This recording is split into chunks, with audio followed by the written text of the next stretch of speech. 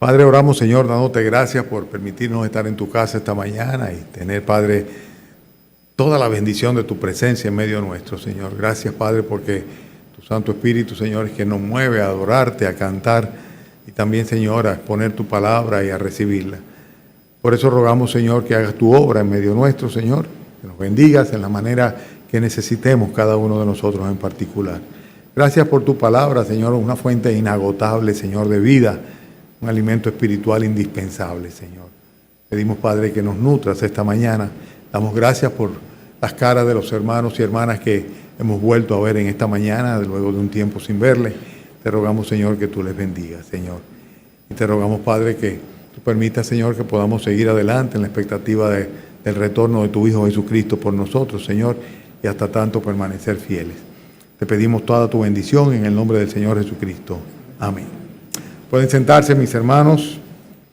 Ustedes saben que la semana pasada comenzamos la serie de mensajes sobre el libro de Primera de Corintios, o sea, la primera epístola del apóstol Pablo a los Corintios. Y estuvimos en el mensaje anterior viendo los primeros versículos, los que van del 1 al 10, donde se ve de una manera muy clara cuál es la expectativa que tiene Dios para con su iglesia. Dice precisamente al final del versículo 8, hasta para que seáis irreprensibles en el día de nuestro Señor Jesucristo. O sea, Dios ha equipado a su iglesia, la enriquece con su gracia, como vemos nosotros en el versículo 5 de Primera de Corintios, capítulo 1, versículo 5. El apóstol Pablo le escribe de 4 y 5, dice: gracias doy a Dios siempre por vosotros, por la gracia de Dios que os fue dada. La gracia de Dios fue dada sobre la iglesia de Corinto. Dios estaba enriqueciendo a su iglesia y le había dado, además de esto, dice, todos los dones. De manera que nada os falta en ningún don. Pero a pesar de la riqueza de la gracia del Señor sobre la iglesia tenía muchos motivos por los cuales el apóstol Pablo tenía que reprenderla. Y de hecho, la epístola del apóstol Pablo a los Corintios es una carta que está llena de exhortaciones, pero también de amonestaciones, además de la instrucción que trae para la iglesia del Señor Jesucristo.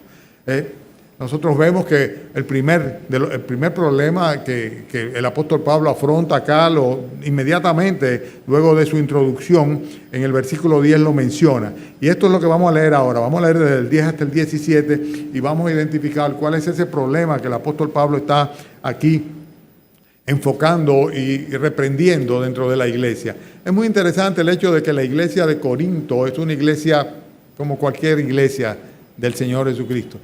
En este caso en particular era una iglesia que estaba en una ciudad importante, una ciudad comercial, una ciudad donde el paganismo y todo lo que tenía que ver con la inmoralidad pues era algo que caracterizaba a la ciudad, ¿no?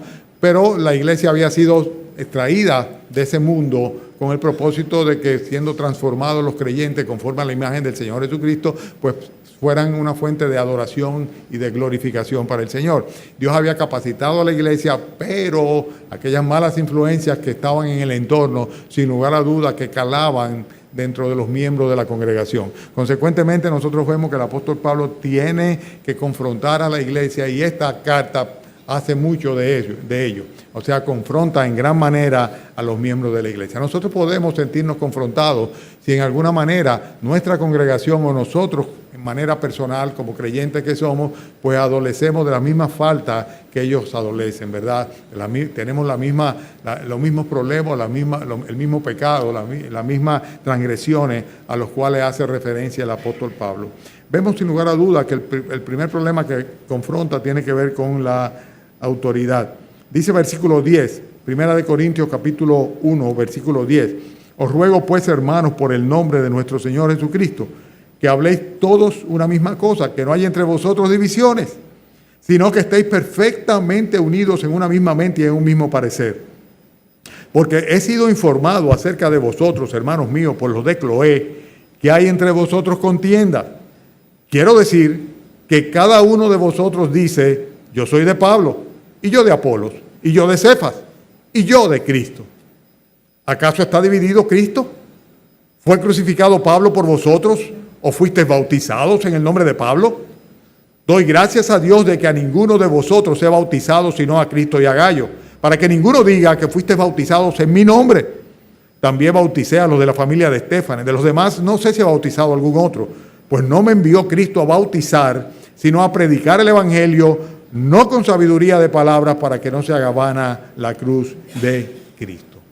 Evidentemente, había un problema aquí que tenía mucho que ver con el asunto de la autoridad. Había en la iglesia divisiones.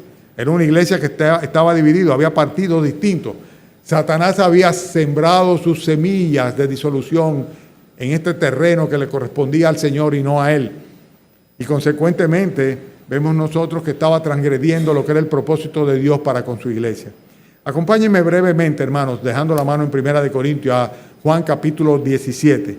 Y vamos a ver en estos versículos que está acá cuál es el deseo que Dios tiene y el propósito de Dios para con los creyentes. Dice Juan capítulo 17, ¿lo tienen? Versículo 18, ¿lo tienen? Evangelio de San Juan capítulo 17, 18. Ok, lo leo entonces. Dice el Señor Jesucristo, intercediendo por sus discípulos: como tú me enviaste al mundo, así yo los he enviado al mundo. Y por ellos yo me santifico a mí mismo, para que también ellos sean santificados en la verdad. Mas no ruego solamente por estos, sino también por los que han de creer en mí por la palabra de ellos, para que todos sean uno, como tú, oh Padre, en mí y yo en ti, que también ellos sean uno en nosotros, para que el mundo crea que tú me enviaste. La gloria que me diste yo les he dado, para que sean uno, así como me enviaste, como nosotros, para que sean unos como nosotros somos uno, yo en ellos y tú en mí, para que sean perfectos en unidad, para que el mundo conozca que tú me enviaste y que los has amado a ellos como también a mí me has amado. El deseo del Señor Jesucristo, su oración intercesora poco tiempo antes de ser llevado al Calvario, pues era precisamente que la iglesia, los creyentes, aquellos que habían creído y los que habrían de creer como consecuencia de la predicación del Evangelio, fuesen uno. Y en este pasaje que leímos en 3 ocasiones diferentes, ahí está la intercesión del Señor delante del Padre, a fin de que los creyentes seamos uno. Dice versículo 21, para que sean unos, oh Padre, como tú, yo en mí y tú en mí, que también ellos sean uno. Y finalmente en el versículo 23 insiste, yo en ellos y tú en mí, para que sean perfectos en la unidad. Sin embargo, cuando el diablo siembra su semillita, su cizaña en el terreno del Señor, pues sin lugar a duda que siempre hace daño y hay que tener mucho cuidado pues, de cómo manejar esas situaciones que se presentan. Lo primero que nosotros vemos era que había diferentes, por así decirlo, posiciones. Cada quien tenía una posición diferente dentro de la iglesia de los Corintios. Dice el versículo 10, estamos en 1 Corintios capítulo 10 ahora, regresamos, ¿verdad?, a nuestro texto. Dice, os ruego pues, hermanos, por el nombre de nuestro Señor Jesucristo, ¿qué dice luego? Que habléis todos una misma cosa. Ellos estaban hablando diferentes cosas, ¿verdad? Y el sentido de esta idea de que estaban hablando diferentes cosas era el hecho de que cada uno de ellos tenía enfoques completamente diferentes en cuanto a lo que era la obra del Señor, en cuanto a lo que era el papel de la iglesia, en cuanto a lo que era la misión que tenían ellos por delante, en cuanto a las posturas doctrinales que estaban sosteniéndose dentro de la congregación. Y de hecho, hermanos, es algo que es natural y es beneficioso, enriquecedor inclusive, el hecho de que cada uno de nosotros es un instrumento del Espíritu Santo para manifestarse, y en este sentido es enriquecedor el que podamos tener diferentes puntos de vista sobre algunos asuntos. Pero sin embargo, de ninguna manera debe haber un espíritu de discordia entre los creyentes en la iglesia. Hay veces que uno simplemente tiene que callarse la boca. O sea, no necesariamente tenemos que dar nuestras opiniones en todo. Y a veces cuando esta opinión lo que va a traer es un espíritu de disensión, cuando va a romper la concordia dentro de la iglesia, pues más vale que nosotros nos manejemos con prudencia. Evidentemente en Corinto no estaba sucediendo así. O sea, cada uno tenía una manera distinta de enfocar las cosas, pero no solamente eso, sino que lo externaban. Hablaban diferentes cosas, tenían diferentes enfoques y lo evidenciaban de una manera constante. En este sentido, cada uno decía, bueno, esta es mi posición. Y yo me coloco de este lado de la línea, o yo me coloco de este otro lado de la línea, o tal vez de este otro lado de la línea. Y esto realmente va en contra de la unidad que el Señor pretende que nosotros tengamos, con el propósito de que como iglesia seamos una iglesia perfecta en unidad.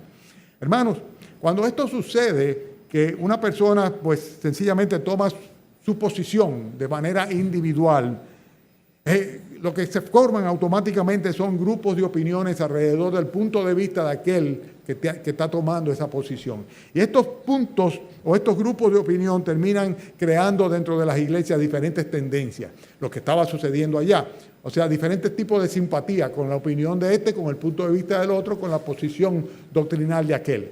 Entonces, consecuentemente, esto trae dentro de la iglesia actitudes críticas y esto divide la congregación. Por eso es que vemos nosotros que el apóstol Pablo le dice a ellos que era necesario que ellos hablasen todos una misma cosa. Ustedes recuerdan lo que pasó en la Torre de Babel. O sea, el mundo tenía una sola lengua, pero el Señor simplemente confundió las lenguas de ellos, comenzaron a hablar diferentes lenguajes y automáticamente, ¿cuál fue la consecuencia de esto? Simplemente se dispersaron, se dividieron. Y en una iglesia donde cada quien tiene su punto de vista y habla diferentes cosas, pues sencillamente va a terminar sembrándose una semilla de división y de separación que estaba sucediendo dentro de la iglesia de los Corintios. Tenemos que guardarnos mucho de eso. La segunda semilla de disolución que vemos aquí tiene que ver con la división en sí mismo. Por ejemplo, en el versículo 10, luego que le dice, os ruego, hermanos, por el nombre de nuestro Señor Jesucristo, que habléis todos una misma cosa. ¿Qué le dice luego?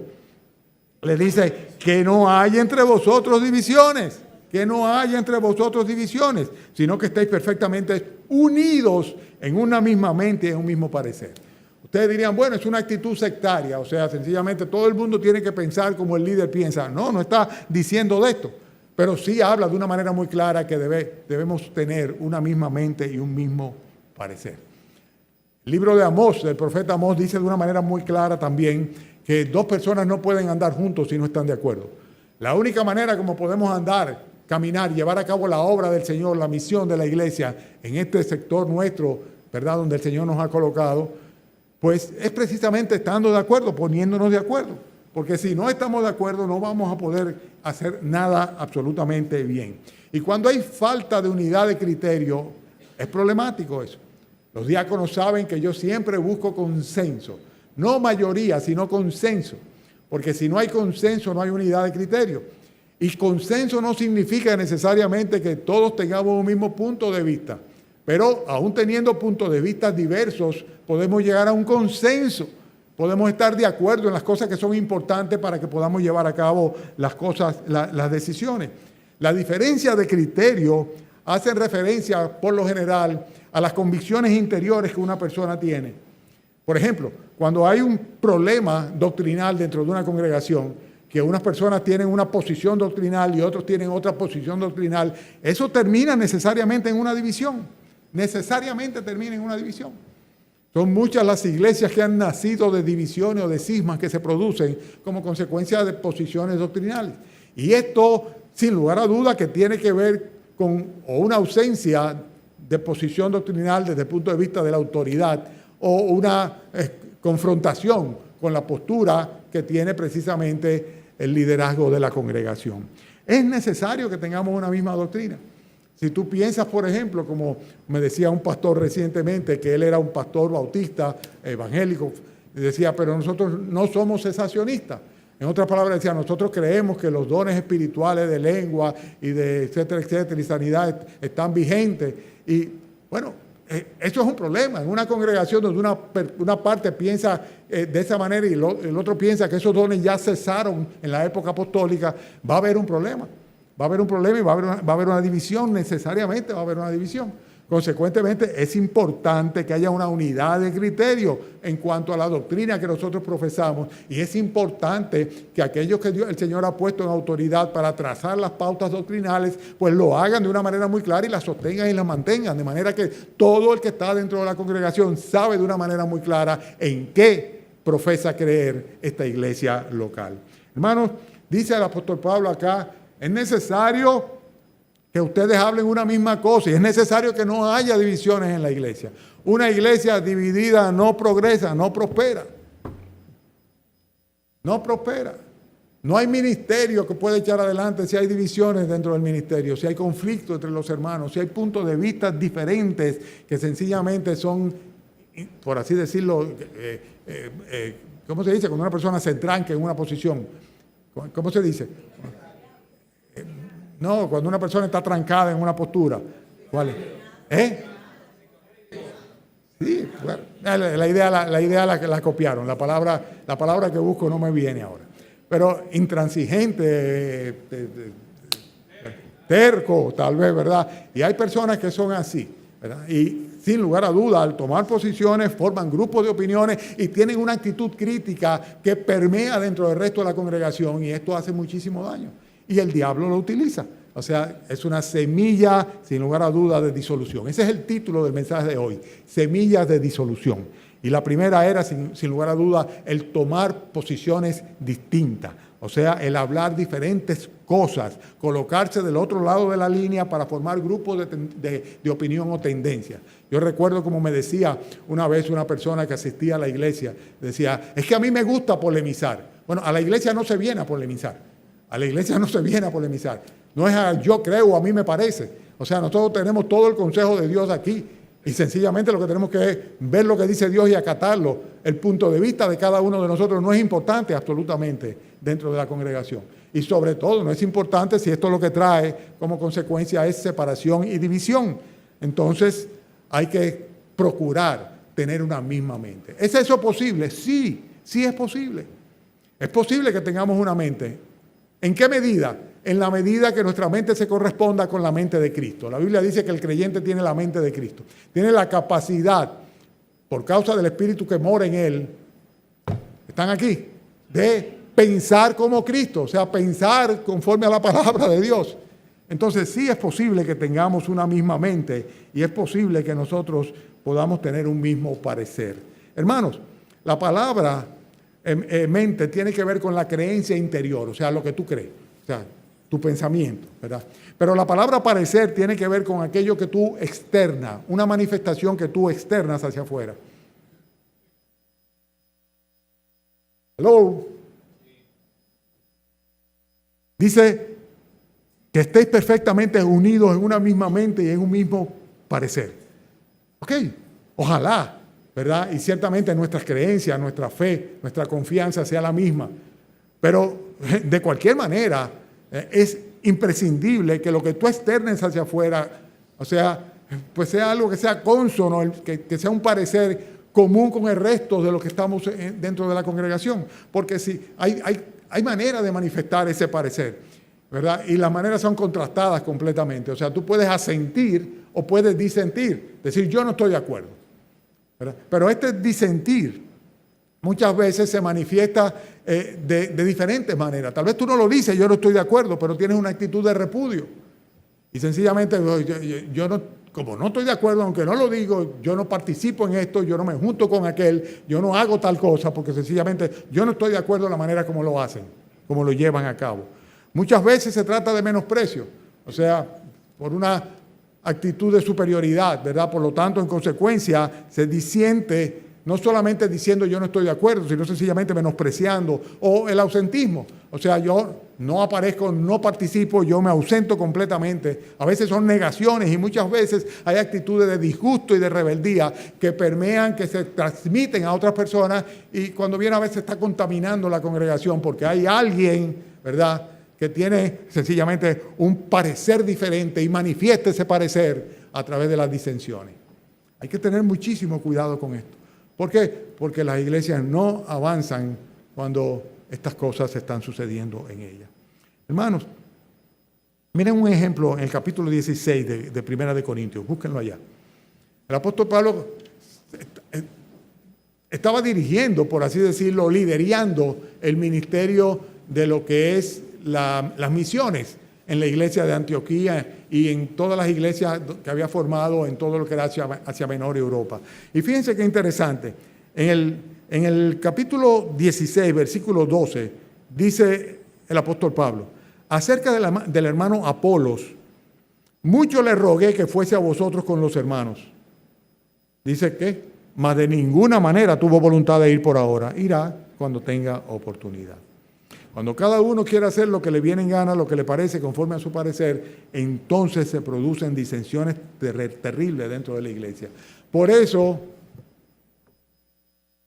sí, por eso la exhortación del apóstol Pablo, cuando dice, sino que estéis perfectamente unidos en una misma mente y en un mismo parecer. Esta idea es muy clara, lo de estar perfectamente unidos. Y en el griego tiene que ver con la idea de algo que se compone luego de haber sido destruido o dañado. Cuando hay una cosa que está rota y se remienda, también tiene que ver con aquella herida que sana. Es la idea que se traduce cuando el apóstol Pablo dice, quiero que estéis perfectamente unidos. En otras palabras, sin ningún tipo de fisura entre ustedes. La advertencia de Pablo es para aquellas personas que crean divisiones dentro de la iglesia. Y ustedes se van a dar cuenta, si están conmigo en el 1 Corintios capítulo 3, ahora vayan allá, capítulo 3, se van a dar cuenta que Pablo hace referencia a este tipo de personas y les advierte. En capítulo 3 de 1 Corintios, versículo 16, hablando de la iglesia, dice el apóstol Pablo, ¿no sabéis que sois templo de Dios y que el Espíritu de Dios mora en vosotros?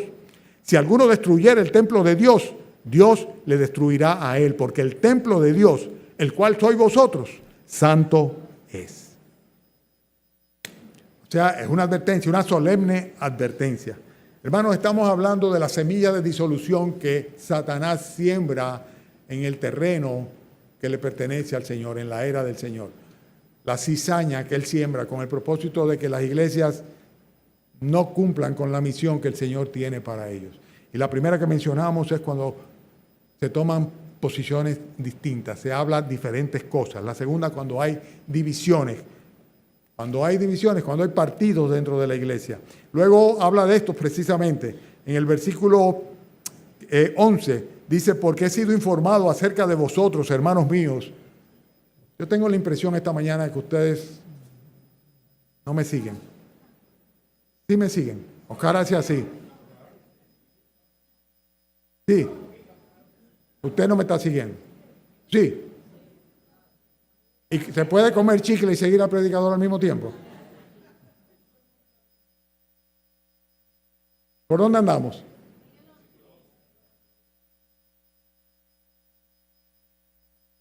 ¿Segura? En el punto número 3 estamos, ¿verdad? Qué bueno que me equivoqué, que sí me están siguiendo. Dice aquí el apóstol Pablo, porque he sido informado acerca de vosotros, hermanos míos, por lo de Cloé, que hay entre vosotros contiendas. He sido informado que hay entre vosotros contiendas. En otras palabras, cismas, pleitos, discusiones.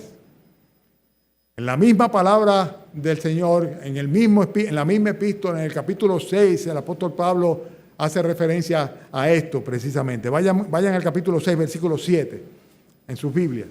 Estas contiendas, estas discusiones, estos pleitos. Dice el capítulo 6, versículo 7, así que por cierto es ya una falta en vosotros que tengáis pleitos entre vosotros mismos. ¿Por qué no sufrís más bien el agravio? ¿Por qué no sufrís más bien el ser defraudado? En la iglesia no solamente va a tener posiciones distintas, no solamente va a emitir pareceres diferentes los creyentes, sino que además de ello va a haber agravios y ofensas entre ellos que iban a distanciar a la congregación. Estos pleitos, estas discusiones, el apóstol Pablo dice, mejor es evitarlo, lo mejor es sencillamente sufrir el agravio y no estar entrando en estos pleitos y en estas discusiones entre vosotros. La unidad de la iglesia es fundamental y los pleitos y las discusiones traen cismas grandes. Recuérdense el primer cisma que casi se arma como consecuencia de que el apóstol Pablo estaba enseñando que la salvación era por medio de la fe, fuera de la gracia, ¿verdad? Y que no era necesario en consecuencia que los que se convertían al Señor Jesucristo guardasen la ley, no tenían por qué guardar el sábado, ni por qué tener que circuncidarse, ni por qué tener que abstenerse de una serie de cosas. Y por otro lado, había algunos que enseñaban lo contrario, ¿verdad? Y se armó un cisma a punto tal que se formó el primer concilio en Jerusalén, donde lo llevaron a los apóstoles y los apóstoles tuvieron que tener una resolución en ese respecto, ¿verdad? Y cuando dijeron que de ninguna manera obligasen a cumplir con aquellos preceptos judaicos a aquellos que se habían convertido a la fe de nuestro Señor Jesucristo. El hecho es que todas estas cosas se suceden normalmente cuando hay una ausencia de autoridad. Y esto es así. Cuando hay falta de autoridad en una congregación, en una casa, en un país o en cualquier lugar, pues se forman estos pleitos, estos estas contiendas, estas discusiones. Y es terrible esto porque no se puede andar adelante si se está peleando internamente. No se puede cumplir con la misión si dentro de la congregación de los santos no hay paz. Romanos capítulo 13, no lo busquen, lo voy a leer. Hay una exhortación muy clara del mismo apóstol Pablo, en este caso a la iglesia de los romanos. Y le está diciendo a los romanos, ¿verdad?, que están bajo el imperio romano, ¿verdad?, le están diciendo, sométase toda persona a las autoridades superiores, porque no hay autoridades sino de parte de Dios. Y las que hay por Dios han sido establecidas. De modo que quien se opone a la autoridad, a lo establecido por Dios, resiste. Y los que resisten acarrean condenación para sí mismos. Es un problema de falta de autoridad, lo que muchas veces permea la posibilidad o permite la posibilidad de que se formen contiendas y cismas dentro de la iglesia. Hermanos, Dios ha establecido un rango de autoridad, sin lugar a dudas. Por ejemplo, en el hogar, Colosenses capítulo 3, versículo 18, dice, casadas, están sujetas a sus maridos como conviene en el Señor. O sea, en otras palabras, el marido tiene que llevar necesariamente la representación de Dios como autoridad dentro de la familia. En el trabajo, Tito 2:9 dice, exhorta a los siervos a que se sujeten a sus amos, que agraden en todo, que no sean respondores. Cuando tú tienes una persona que es tu superior, ¿verdad?, debes sencillamente someterte, actuar con fidelidad, dice, no estar a regañadientes en ese lugar, ¿verdad?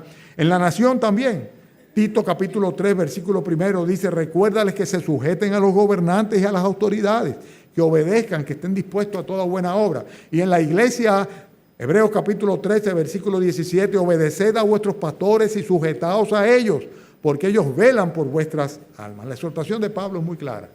La exhortación de Pablo es sumamente clara. Vayan al capítulo 16 de Primera de Corintios y se van a dar cuenta de cuál es la idea de sujeción. Cuando se pierde el respeto a la autoridad, cuando hay una persona que no le simpatiza a un diácono dentro de la iglesia, eso va a traer problemas, porque el diácono es una persona que tiene una autoridad delegada. Si hay alguien que sencillamente no está de acuerdo con el pastor, ¿verdad?, y confronta la autoridad del pastor para trazar las líneas doctrinales, porque él sencillamente piensa de otra manera o tiene otro punto de vista doctrinal, eso va a traer problemas y divisiones en la iglesia. Y por eso es necesario, igualmente sucede en el hogar, en la casa, igualmente sucede en cualquier país, cualquier nación. La exhortación de Pablo es preciosa, capítulo 16, versículo 15. Hermanos, ya sabéis que la familia de Estéfanas es la primicia de Acaya, o sea, los primeros que se convirtieron en la región de Acaya, y que ellos, la familia de Estéfanas, se han dedicado al servicio de los santos. Eran personas que estaban sirviendo en el Señor a la iglesia, a los creyentes. Entonces dice el versículo 16, os ruego que os sujetéis a personas como ellos y a todos los que ayudan y trabajan. Cuando una persona está sirviendo dentro de la congregación, toda la congregación debe ser dócil y debe sujetarse a las indicaciones que esta persona le da. En nuestra congregación, sin lugar a duda, hay muchas áreas donde hay una ausencia total de liderazgo. Una ausencia total de liderazgo y consecuentemente son ministerios que no están funcionando absolutamente. Y en muchos de los casos ha sido consecuencia de que aquellos que en un momento dado han asumido la responsabilidad de llevar a cabo esos determinados ministerios se han sentido frustrados por la falta de respaldo, la falta de apoyo de aquellos que deberían estar laborando juntamente con él, en la falta de aliento inclusive. Hay algunos que son capaces de, independientemente del reconocimiento o del aliento, pues seguir adelante. Pero hay otros que no, hay otras personas que necesitan. Y la Biblia nos dice que debemos exhortar a los que les falte el ánimo, a los que tienen poco ánimo.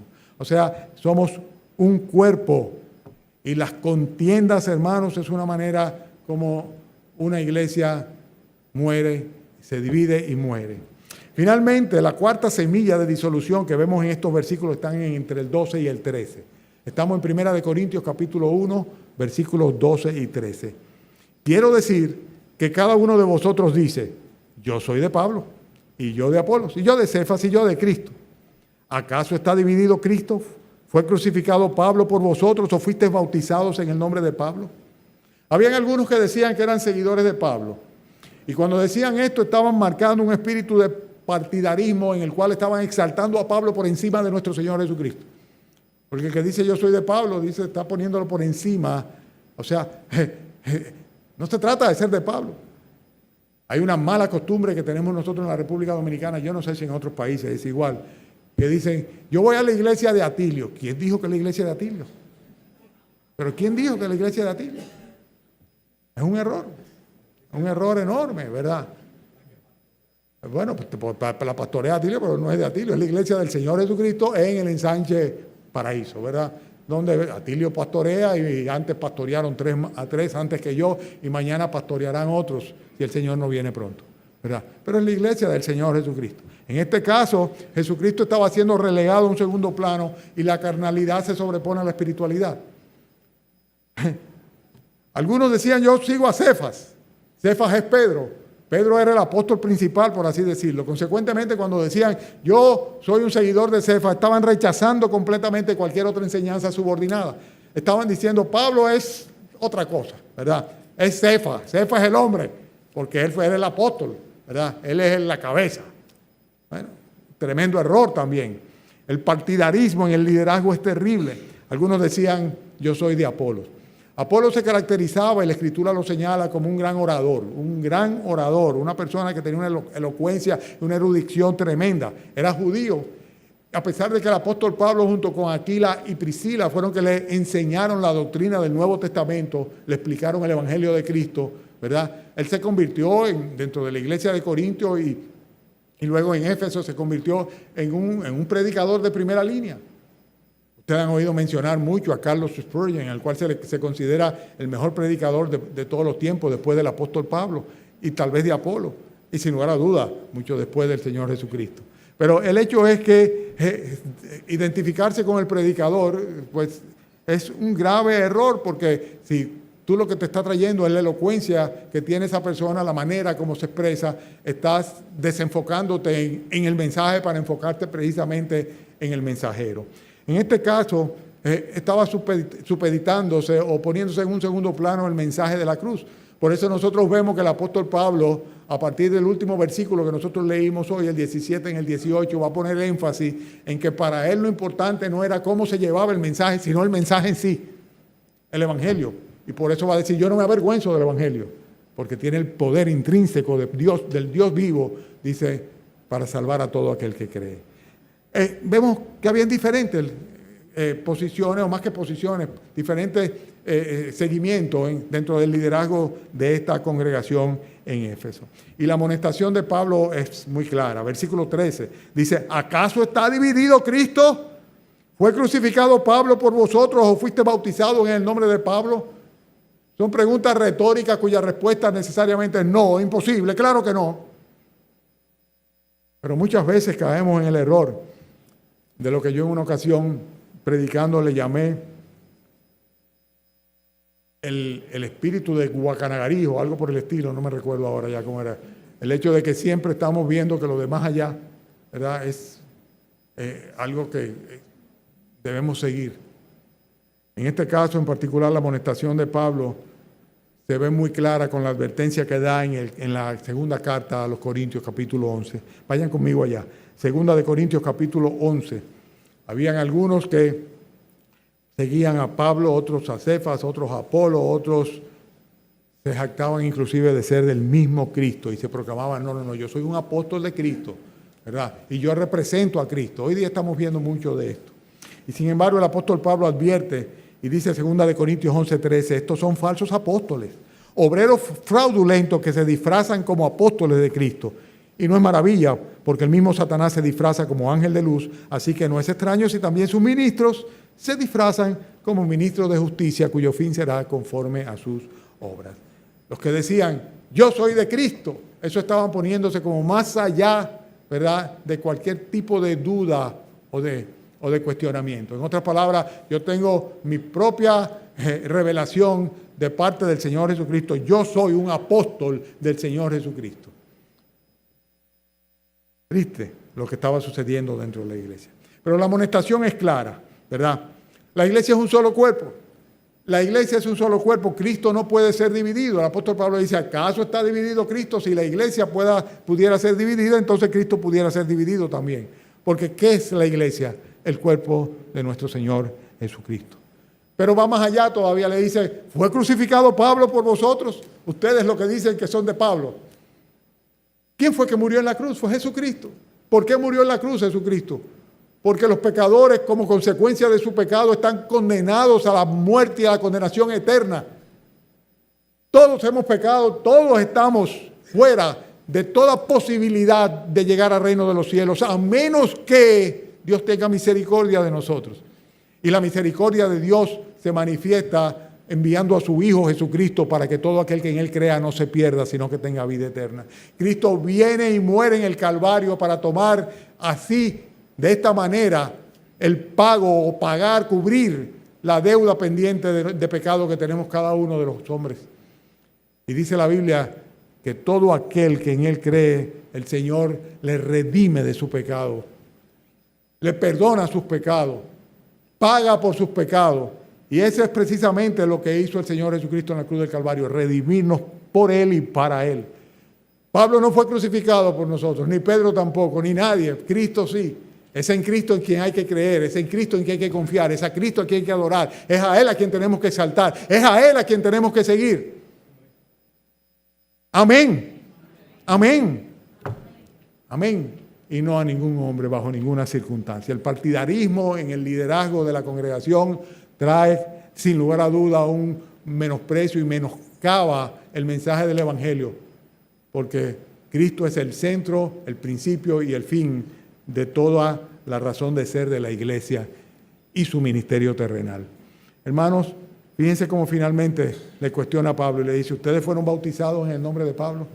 El bautismo realmente lo que hace es reclamarnos para el Señor Jesucristo, identificarnos con el Señor Jesucristo, por así decirlo, sellarnos, ¿verdad?, frente a los ojos del mundo de que somos de nuestro Señor Jesucristo. Por eso Pablo decía, lo mío es predicar el Evangelio. He bautizado a algunos, dice, pero realmente lo mío es predicar el Evangelio para que no se haga vana la cruz de nuestro Señor Jesucristo. No se trata de un ritual hueco o vacío, sino realmente de una evidencia o testimonio visible de la salvación que una persona ha obtenido a causa de el sacrificio de Jesucristo en la cruz del Calvario. Hermanos, semillas de disolución. En primer lugar, tomar posiciones diferentes, pareceres diferentes, hablar cosas distintas, evidenciar de esta manera las disensiones, los pleitos, las divisiones, las contiendas y el tomar partido por una u otra persona del liderazgo de la iglesia local. Debemos hablar una misma cosa, debemos estar perfectamente unidos, debemos tener una misma mente y un mismo corazón, debemos servir a Dios con un mismo propósito y debemos desenterrar completamente toda semilla de disolución que el diablo haya tratado de implantar o de plantar dentro de la iglesia de nuestro Señor Jesucristo en el ensanche Paraíso, ¿verdad? Tenemos que tener mucho cuidado y mucho celo con esto. Este es el mensaje de esta mañana. Este es el mensaje de estos 7 versículos. Pablo va a seguir amonestando a la iglesia por otras cosas. Y son amonestaciones que realmente tenemos que tomar muy en cuenta, porque tal vez de alguna manera nos toca a algunos de nosotros. Amén. Vamos a orar.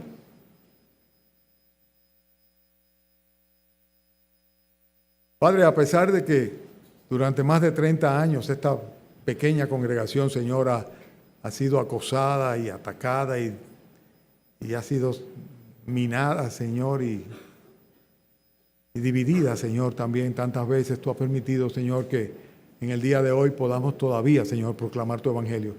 Decirle a los pecadores que en Cristo hay perdón y salvación, que su sangre derramada puede limpiarnos de todo pecado, que hay una vida nueva, un comenzar de nuevo, como una nueva criatura, para aquellos, Señor, que tú perdonas y salvas por la fe. Gracias, Señor, porque nos has concedido durante tantos años, Señor, tener las puertas abiertas y ver entrar personas que vienen buscando de ti y poder, Señor, como un cuerpo, Señor, seguir siendo un faro, Señor, para aquellas personas que están perdidas, Señor, en la oscuridad. Te rogamos, Padre, que nos conceda permanecer de esa manera, que no permita que haya disensiones entre nosotros, divisiones, que estemos perfectamente unidos en una misma mente, en un mismo parecer, que sea tu mente y tu parecer, Señor, el que prime en nuestras vidas. Que tu palabra bendita, Señor, nos guíe en cada aspecto, Señor, y que tu iglesia sea resguardada, Señor, de los ataques del enemigo. Bendice cada hermano. Pon este pensamiento, Señor, en sus corazones y en sus mentes, de que debemos ser uno, Señor, y que cualquier sacrificio personal es, Señor, una tontería en comparación con el beneficio que tiene tu iglesia cuando podemos como un solo hombre inclinarnos delante de ti reverentemente, Señor, adorarte y proclamar la verdad de tu evangelio, Señor. Permite, Padre, que la unidad de tu cuerpo se sostenga, se mantenga a través de los años, Señor. Y ven pronto por nosotros, Padre. De esta manera, Señor, pues ya sí que no habrá nada que pueda separarnos de ti, Señor. Te rogamos, Padre, tu bendición y que obres en cada uno de nosotros con estas convicciones en el nombre de Cristo Jesús. Amén. Amén. Entonces, no había distracciones.